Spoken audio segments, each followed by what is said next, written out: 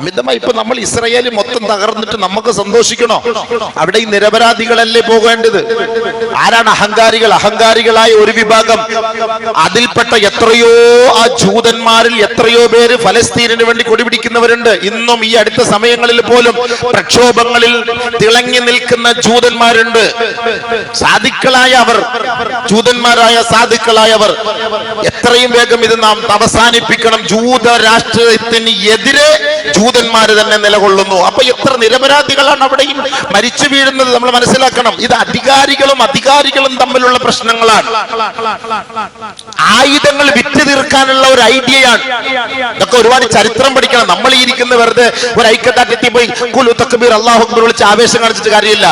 Expire ആകാൻ പോകുന്ന പാശ്ചാത്യ രാജ്യങ്ങളിൽ കോടാനകോടി ഡോളറിന് ഉണ്ടാക്കി വെച്ചിരിക്കുന്ന ആയുധങ്ങൾ എക്സ്പയർ ആകുമ്പോ പെട്ടെന്ന് മുസ്ലിം രാജ്യങ്ങളിലേക്ക് അവിടെ നിന്നൊരു നേതാവ് വന്നിട്ട് പറയും, ഇന്നൊരു സാധനം ഉണ്ട് നമ്മടുത്ത്, അത് നിങ്ങൾ വാങ്ങി വെച്ചാൽ എവ അടിച്ചാലും നിമിഷ നേരം കൊണ്ട് തകർത്ത് കളയും.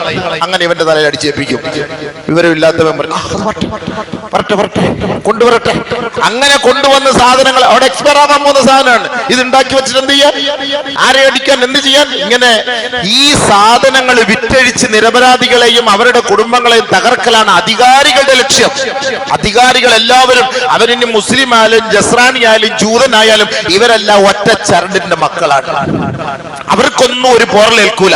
അവർക്ക് പരിപൂർണമായ പ്രൊട്ടക്ഷൻ ഉണ്ടാകും. നിരപരാധികളാണ് മരിച്ചു വീഴുന്നത്. ഈ നിരപരാധികളെ കൊന്നൊടുക്കാനാണ് ഈ ലോകത്ത് ഈ ആയുധങ്ങൾ ഉണ്ടാക്കി വെക്കുന്നത്. അതിന് തീവ്രവാദത്തിന്റെ പരിവേഷം അവരുടെ മേൽ കെട്ടിവെക്കുകയാണ്. സ്വന്തം രാജ്യത്തിന് വേണ്ടി നിലകൊള്ളുന്നവൻ, പോരാടുന്നവനെ തീവ്രവാദിയായി ചിത്രീകരിക്കുന്ന ഒരു കാലഘട്ടമാണ്. പ്രത്യേകിച്ച് അവൻ മുസ്ലിമും കൂടെ ആയിപ്പോയാൽ പ്രശ്നമായി, തീവ്രവാദിയായി. അതാണ് ഇന്ന് ലോകത്ത് നടക്കുന്ന സംവിധാനങ്ങൾ. ഇത് കാലേക്കുട്ടി അല്ല നമുക്ക് അറിയിച്ചു തന്നിട്ടുണ്ട്. ഈമാനികപരമായി വിശ്വാസമുള്ള ഒരു വ്യക്തിയെ അപേക്ഷിച്ചിടത്തോളം ഇത് അള്ളാഹു നമ്മളെ അറിയിച്ചെന്ന കാര്യമാണ്. ഇത് മനസ്സിലാക്കി പ്രവർത്തിക്കുന്നവർക്ക് അതിന്റെ വിഷയത്തിൽ ഒരു ദുഃഖമില്ല. അതുകൊണ്ടാണല്ലോ ഇന്നും സയനിസ്റ്റുകളുടെ മുന്നിൽ ലക്ഷങ്ങൾ നിറഞ്ഞു നിൽക്കുകയാണ്. ആയുധമില്ല നിരായുധരായ സാധാരണക്കാരായ ജനങ്ങൾ പറയുന്നു, ഏയ് നിങ്ങൾ ഇസ്രയേലിന്റെ ഒരു ഡോർ ഒന്ന് തുറന്നതാ, ലക്ഷങ്ങൾ ഞങ്ങൾ ഇന്ന് ഷഹീദാവാൻ തയ്യാറാണ്. ഞങ്ങളുടെ കൈകളിൽ കഫൻ പുടവ ഞങ്ങളോടൊപ്പമുണ്ട്. കഫൻ പുടവയുമായിട്ട് ഞങ്ങൾ നിൽക്കുകയാണ്. ഞങ്ങൾ നിങ്ങളുടെ തോക്കിന്റെയോ ബോംബിന്റെയോ മിസൈലിന്റെയോ മുന്നിൽ ഭയപ്പെടുന്നവരല്ല. ഞങ്ങൾ അള്ളാഹുവിന്റെ കോടതിയിൽ റബ്ബിന്റെ സ്വർഗത്തിലെത്തി അള്ളാഹയെ കാണലാണ് ഞങ്ങളുടെ ലക്ഷ്യം. അതുകൊണ്ട് നിങ്ങൾ ഒരു മിനിറ്റ് ഇതൊന്ന് തുറന്നതാ, ഞങ്ങൾ ഷഹീദാവാൻ തയ്യാറാണ്. ലക്ഷങ്ങൾ വന്ന് വാതിലിൽ കിടക്കാൻ തുറന്നു കൊടുക്കൂ? തുറന്നു കൊടുക്കൂല. എന്തുകൊണ്ട്?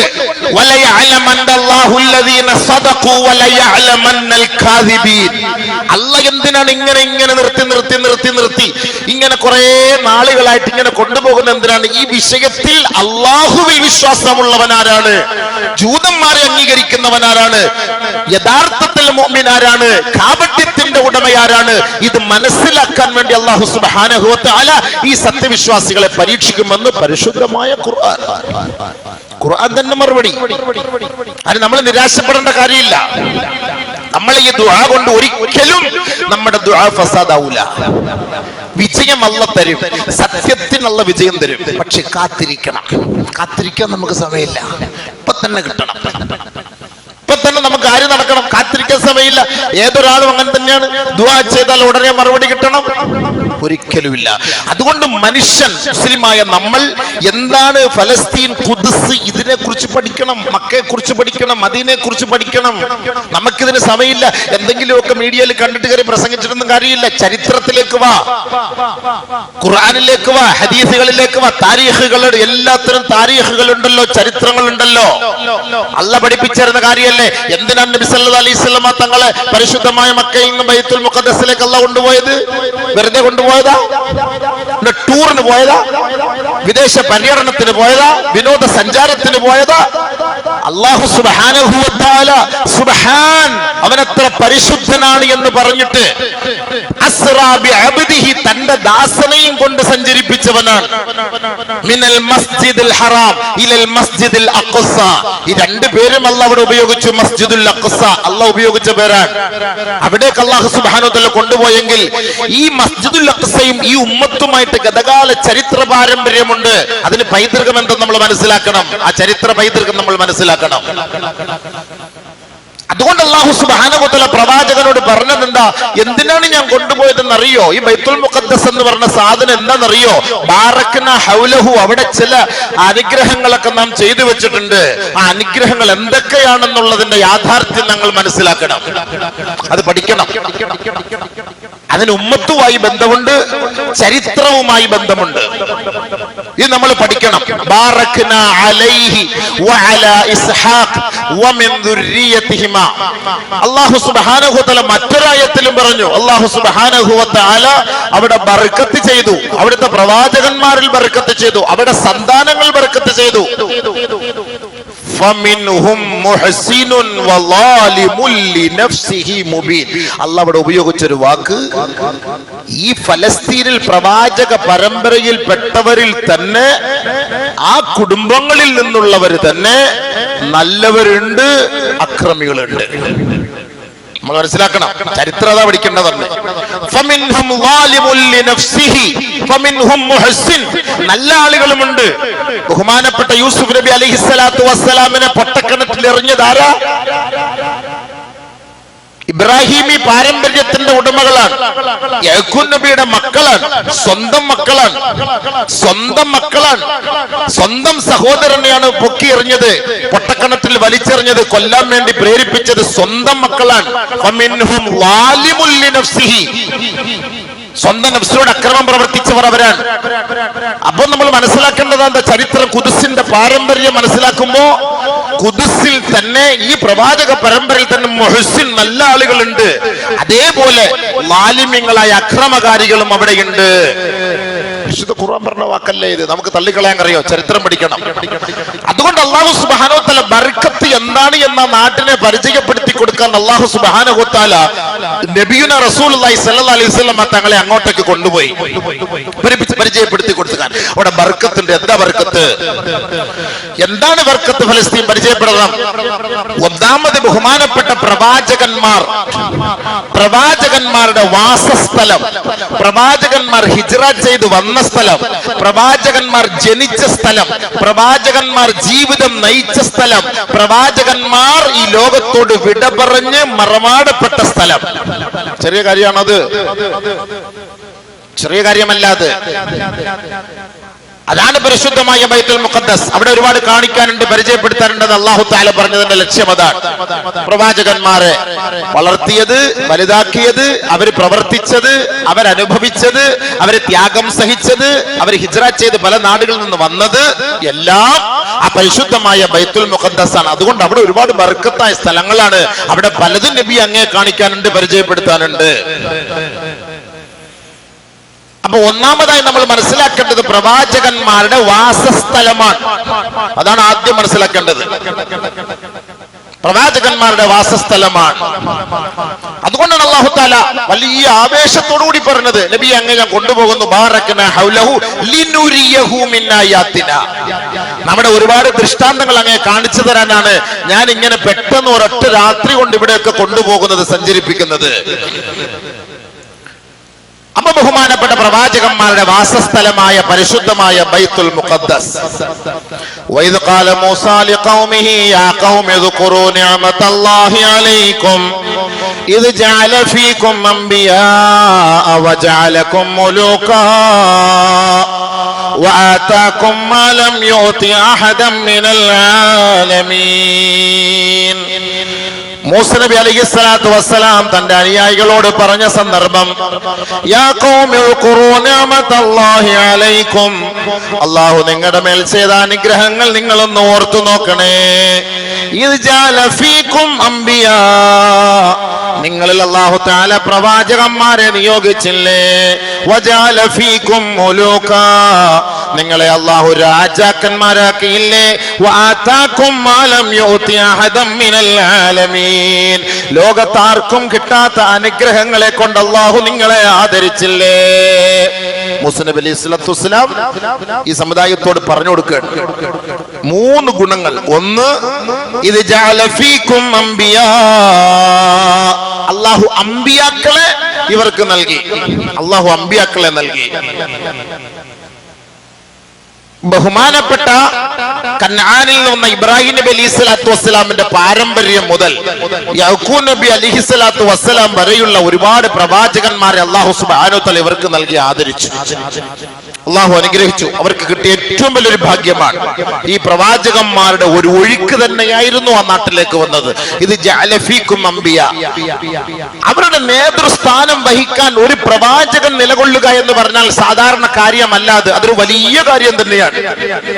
നമ്മുടെ നാട്ടിൽ ഒരു നേതൃസ്ഥാനത്തേക്ക് നിൽക്കാൻ ഒരു ആലിമിനെ നമ്മൾ അവരോധിച്ചാൽ അതിന്റെ മുന്നിൽ വലിയ ഫിത്നയും ഫസാദുമാണ്. പക്ഷെ പ്രവാചകന്മാരാകുമ്പോൾ ആരും ഒന്നും മിണ്ടൂലത് അള്ളാഹുവിന്റെ നേരിട്ടുള്ള പ്രതിനിധിയാണ്. അപ്പൊ പ്രവാചകന്മാർ കാലക്രമേണ അവരുടെ ഉത്തരവാദിത്വം ഏറ്റെടുക്കാൻ ഓരോ പ്രവാചകന്മാരെ അല്ലാഹു സുബ്ഹാനഹു വ തആല നിയോഗിച്ചു. രണ്ടാമത് അല്ലാഹു തആല അവരെ രാജാക്കന്മാരാക്കി. എന്തായിരുന്നു അതിന്റെ അർത്ഥം? ഫറോവയുടെ കീഴിൽ അടിമപ്പണി ചെയ്യേണ്ടി വന്ന ഈ സമുദായത്തെ അല്ലാഹു സുബ്ഹാനഹു വ തആല മൂസാ നബി അലൈഹിസ്സലാത്തു വസ്സലാമിന്റെ കൈകളിലൂടെ മോചിപ്പിച്ചുകൊണ്ട് സ്വതന്ത്രരാക്കി മാറ്റി. പരാശ്രയക്കാരായി പലരുടെയും ആവശ്യങ്ങൾ അവരുടെ സഹായങ്ങൾ കൊണ്ട് കഴിഞ്ഞുകൂടിയിരുന്ന ആ ഇസ്രായേലി ജനതകളെ ബഹുമാനപ്പെട്ട മൂസാ നബി അലൈഹി സ്വലാത്തു വസ്സലാമിന്റെ കൈകളിലൂടെ സ്വതന്ത്രരാക്കി പരാശ്രയം ഒഴിവാക്കിക്കൊണ്ട് സ്വന്തമായി നാട്ടിൽ നിൽക്കാനുള്ള ഒരു സ്വാതന്ത്ര്യം അല്ലാഹു സുബ്ഹാനഹു വ തആല അവർക്ക് വാങ്ങിക്കൊടുത്തു. ആരുടെയും അടിമകളായി ജീവിക്കണ്ട എന്ന് അല്ലാഹു തആല തീരുമാനിച്ചു. അതിനുള്ളൊരു വഴി അല്ലാഹു സുബ്ഹാനഹു വ തആല തുറന്നു കൊടുക്കും ഇസ്രായേലി ജനങ്ങൾക്ക്.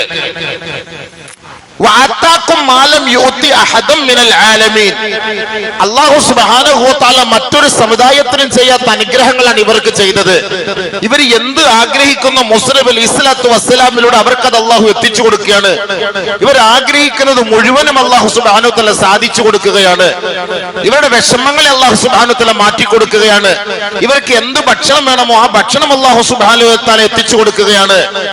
എല്ലാ നിലയ്ക്കുമുള്ള സംരക്ഷണം അല്ലാഹു സുബ്ഹാനഹു വ തആല നൽകുകയാണ്. സുഖലോലുപരായി കഴിഞ്ഞുകൂടുന്ന ഒരു അവസ്ഥയിലേക്ക് അല്ലാഹു തആല അവരെ എത്തിച്ചു. മാലം യുഅതി അഹദം മിനൽ ആലമീൻ, ലോകത്ത് ഒരാൾക്കും കൊടുക്കാത്ത അനുഗ്രഹങ്ങൾ അല്ലാഹു തആല അവർക്ക് നൽകി. അപ്പൊ അല്ലാഹു സുബ്ഹാനഹു വ തആല ഒന്നാമതായി ആ നാടിനെ അനുഗ്രഹിച്ചത് ഈ പ്രവാചകന്മാരെ കൊണ്ടാണ്. ഈ 3 ഗുണങ്ങൾ അല്ലാഹു തആല ഇസ്രായേലികൾക്ക് നൽകിയതാണ്. രണ്ടാമത് അവിടേക്കാണ് പ്രവാചകൻ ഇബ്രാഹിം നബി അലൈഹി സ്വലാത്തു വസ്സലാം ഹിജ്റ ചെയ്തു വന്നത്. ഇബ്രാഹിം നബി അലൈഹി സ്വലാത്തു വസ്സലാമിന്റെ സ്വന്തം നാട് ഇറാഖിലാണ്. ഫആമന ലഹു ലൂത്ത് വഖാല ഇന്നി മുഹാജിറുൻ ഇലാ റബ്ബി ഇന്നഹു ഹുവൽ അസീസുൽ ഹകീം. ഇബ്രാഹിം നബി അലൈഹി സ്വലാത്തു വസ്സലാം ഇറാഖിൽ നിന്ന് പരിശുദ്ധമായ ബൈത്തുൽ മുഖദ്ദസിലേക്കാണ് വരുന്നത്. ഹിജ്റ ചെയ്ത് ബൈത്തുൽ മുഖദ്ദസിലേക്ക് വരികയാണ്. ഇബ്രാഹിം നബി അലൈഹി സ്വലാത്തു വസ്സലാം ആ കുടുംബവും അവിടെയായിരുന്നു താമസിച്ചിരുന്നത്. അല്ലാഹു സുബ്ഹാനഹു വ തആല അവർക്ക് മക്കളെ കൊടുത്തു. ആ മക്കളെ പ്രവാചകന്മാരാക്കി. അവർക്ക് കിതാബ് കൊടുത്തു. അല്ലാഹു സുബ്ഹാനഹു വ തആല അവന്റെ തീരുമാനത്തോടുകൂടി അവിടെ അവർ കുറെ കാലങ്ങളോളം പരിശുദ്ധമായ ബൈത്തുൽ മുഖദ്ദസിന്റെ പരിസരങ്ങളിൽ തന്നെ അവർ താമസിച്ചു. ആ കാലഘട്ടത്തിലാണ് ഇബ്രാഹിം നബി അലൈഹി സ്വലാത്തു വസ്സലാം മകൻ ഇസ്ഹാഖ് അടക്കമുള്ളവർ പരിശുദ്ധമായ ബൈത്തുൽ മുഖദ്ദസിന്റെ പണി മോടി പിടിപ്പിക്കുന്നത്. ആദ്യമായി പണിതത് ആദം നബി അലൈഹി സ്വലാത്തു വസ്സലാമാണ്. പരിശുദ്ധമായ കഅബ കഴിഞ്ഞു 40 വർഷത്തിന് ശേഷം ബൈത്തുൽ മുഖദ്ദസ് ആദം നബി അലൈഹി സ്വലാത്തു വസ്സലാമിലൂടെയാണ്. പിന്നീട് ബഹുമാനപ്പെട്ട ഇബ്രാഹിം നബി അലൈഹി സ്വലാത്തു വസ്സലാമും കുടുംബവും അവിടെ താമസിച്ചു. ശേഷം അവർക്ക് അവിടെ ഒരു നിലനിൽപ്പില്ലാത്ത ഒരു സാഹചര്യം വന്നപ്പോ ഈജിപ്തിൽ ബഹുമാനപ്പെട്ട യൂസുഫ് നബി അലൈഹി സ്വലാത്തു വസ്സലാമിന് അധികാരം ലഭിച്ചപ്പോ ഇബ്രാഹിമി കുടുംബം ഇബ്രാഹിം നബി അലൈഹി സ്വലാത്തു വസ്സലാമിന്റെ പൗത്രൻ യഅ്ഖൂബ് നബി അലൈഹി സ്വലാത്തു വസ്സലാം അടക്കമുള്ള കുടുംബം ബഹുമാനപ്പെട്ട യൂസുഫ് നബി അലൈഹി സ്വലാത്തു വസ്സലാമിന്റെ പിതാവായ യഅ്ഖൂബ് നബി അടക്കം ഈജിപ്തിൽ താമസമാക്കി 200 വർഷക്കാലത്തോളം. 200 വർഷത്തിന് ശേഷം വീണ്ടും അവിടെ നിലനിൽപ്പില്ലാതെ വന്നു. അവരുടെ യശസ്സുകൾ തകർന്നുകൊണ്ടേയിരുന്നു. അവരുടെ അധികാരം നഷ്ടപ്പെട്ടുകൊണ്ടേയിരുന്നു. കിബുത്തികൾ കിബിത്തിന്റെ അടിമകളായി ജീവിക്കേണ്ട ഒരു സാഹചര്യം വന്നു. കിബിത്തികളുടെ പാരമ്പര്യം അഹങ്കാരികളും തമ്മാടികളുമാണ്. ആ ഒരു പാരമ്പര്യം ഇവരെ വല്ലാണ്ട് അടിച്ചമർത്തിയപ്പോ മൂസ നബി അലൈഹിസ്സലാത്തു വസ്സലാമിലൂടെ അള്ളാഹുവിന്റെ തീരുമാനം വരികയാണ്, നേരെ ഈജിപ്തിൽ നിന്ന് ചെങ്കടൽ കടന്ന് നിങ്ങൾ വീണ്ടും നിങ്ങളുടെ സ്വദേശമായ ഫലസ്തീനിലേക്ക് വിട്ടോളാൻ. അങ്ങനെയാണ് ബഹുമാനപ്പെട്ട മൂസ നബി അലൈഹിസ്സലാത്തു വസ്സലാമുമായിട്ട് ഈ സംഘം മടങ്ങി വരുന്നത്. അപ്പൊ അല്ലാഹു സുബ്ഹാനഹു വ തആലയുടെ തീരുമാന പ്രകാരം മൂസ നബി അലൈഹിസ്സലാത്തു വസ്സലാമിനോട് പറഞ്ഞു, സമുദായമേ, അർളുൽ മുഖദ്ദസിൽ നിങ്ങൾ പ്രവേശിച്ചോ.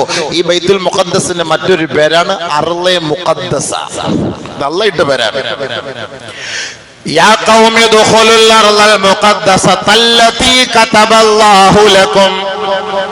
കതബല്ലാഹു ലക്കും, അല്ലാഹു നിങ്ങൾക്ക് തുറന്നു തന്ന, നിങ്ങളുടെ കൈകളിൽ ഏൽപ്പിച്ചു തന്ന, നിങ്ങൾക്ക് വിജയശ്രീലാളിതരായി പ്രവേശിക്കാൻ ഉതകുന്ന പരിശുദ്ധമായ ബൈത്തുൽ മുഖദ്ദസിലേക്ക്, അർളെ മുഖദ്ദസിലേക്ക് നിങ്ങൾ പ്രവേശിച്ചു കൊള്ളുക. വലാ തർതദ്ദു, അതിൽ നിന്ന് നിങ്ങൾ പുറകോട്ട് പോകരുത്. അങ്ങനെ പോയാൽ ഫതൻഖലിബു ഖാസിരീൻ, ആ ബൈത്തുൽ മുഖദ്ദസ് നിങ്ങൾക്ക് വേണ്ടി ഞാൻ ഇപ്പോ വിജയം തന്നിരിക്കുകയാണ്, കയറിക്കോ. അത് നിങ്ങൾ ഒഴിവാക്കിയാൽ എക്കാലവും നിങ്ങൾ തീരാ നഷ്ടത്തിലായിരിക്കും. അല്ലാഹു സുബ്ഹാനഹു വ തആല ഉപയോഗിച്ച വാക്ക് അർളെ മുഖദ്ദസ. യാ ഖൗമി, മൂസ നബി പറഞ്ഞു, ഏയ് എല്ലാരും അങ്ങോട്ട് പ്രവേശിച്ചോളി, ബൈത്തുൽ മുഖദ്ദസിലേക്ക് കയറിക്കോളി. അന്ന് ബൈത്തുൽ മുഖദ്ദസിന്റെ ഉത്തരവാദിത്വം ഏറ്റെടുത്തിരിക്കുന്നത് അമാലിക്കുകളായ വർഗമാണ്, ബഹുദൈവ ആരാധകരാണ്, ശക്തന്മാരാണ്, മല്ലന്മാരാണ്, അതികായകന്മാരാണ്, അഹങ്കാരികളാണ്, തെമ്മാടികളാണ്. അപ്പൊ അവരുടെ ആ ഒരു നാട്ടിലേക്ക്, വീട്ടിലേക്ക് അവരിയ്ക്കുമ്പോ ഇവർക്ക് പോകാൻ മടി. ഈ ജൂതന്മാർക്ക് ഭയങ്കര പേടിയാ. അന്നും പേടിയാണ്, ഇന്നും പേടിയാണ്.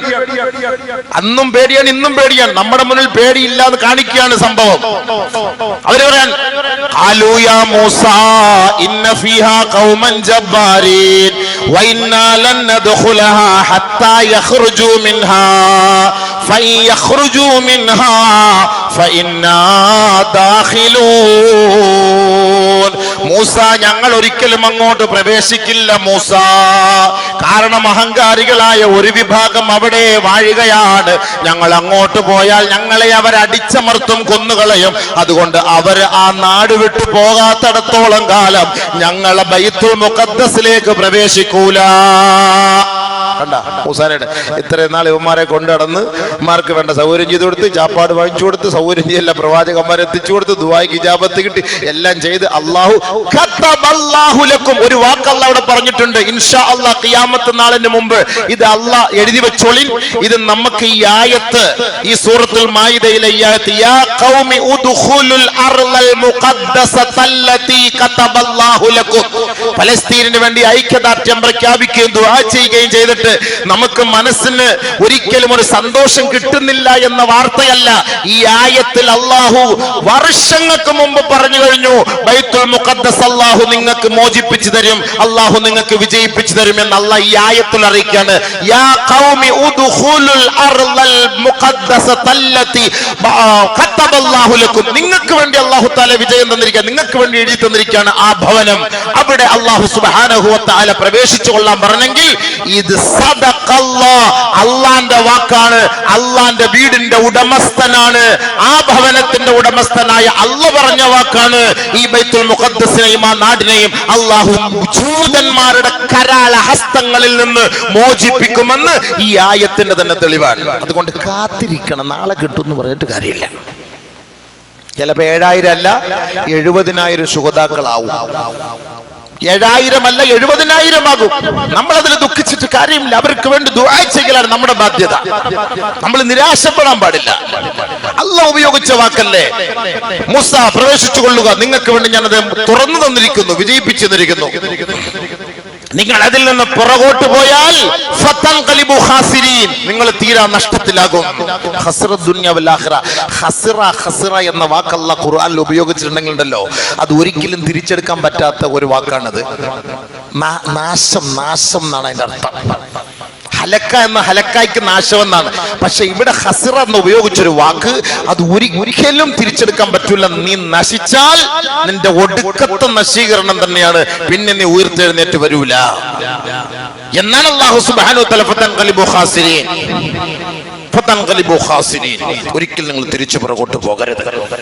അർളെ മുഖദ്ദസ എന്ന് അല്ലാഹു തആല ആ നാടിന് പേരിട്ടെങ്കിൽ മുഖദ്ദസ് പരിശുദ്ധമാക്കപ്പെട്ട ഭൂമി എന്ന് അല്ലാഹു തആല അതിന് പേരിടണമെങ്കിൽ കാരണമുണ്ട്.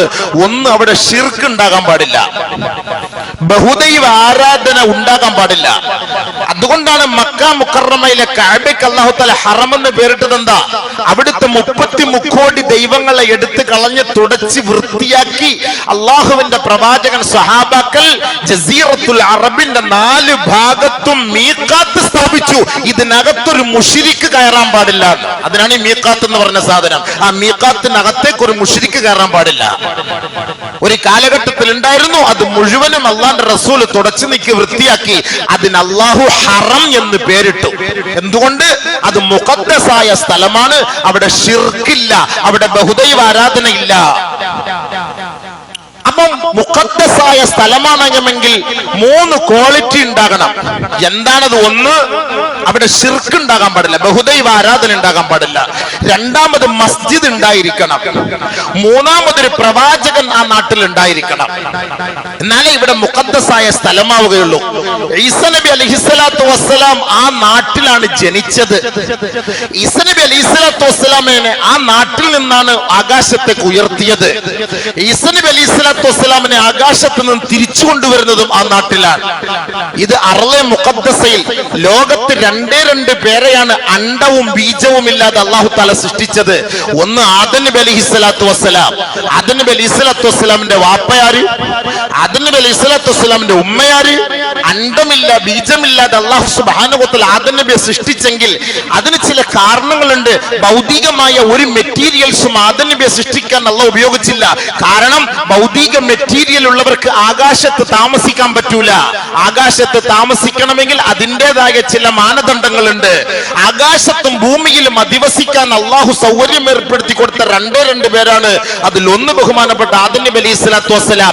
വാപ്പയില്ല, ഉമ്മയില്ല, അണ്ടാശയമില്ല, ഭ്രൂണമില്ല, ഒന്നുമില്ലാതെ അള്ളാഹു സുബ്ഹാനഹു വ തആല ആദം നബിക്ക് ജന്മം നൽകി. അതേപോലെ അള്ളാഹു സുബ്ഹാനഹു വ തആല ഒരു ഉമ്മാന്റെ എന്ന് പറഞ്ഞാൽ അണ്ടമല്ലാതെ, ഒരു വാപ്പാന്റെ ബീജമില്ലാതെ അല്ലാഹു തആല ജന്മം നൽകിയ പ്രവാചകനാണ് ബഹുമാനപ്പെട്ട ഈസാ നബി അലൈഹിസ്സലാത്തു വസ്സലാം.